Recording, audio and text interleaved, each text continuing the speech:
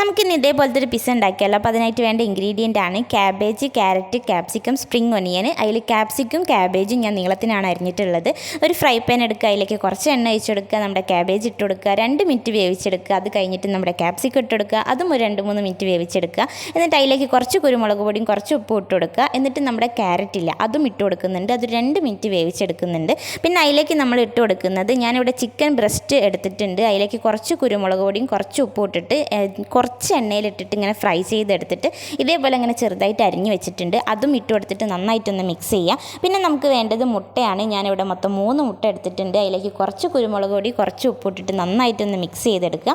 പിന്നെ നമ്മൾ മിക്സ് ചെയ്ത് വെച്ചിട്ടുണ്ടായിരുന്ന ഈ ഒരു വെജിറ്റബിൾസിലേക്ക് കുറച്ച് സ്പ്രിംഗ് ഒനിയനും കുറച്ച് മല്ലിച്ചപ്പും ഇട്ട് കൊടുക്കുന്നുണ്ട്.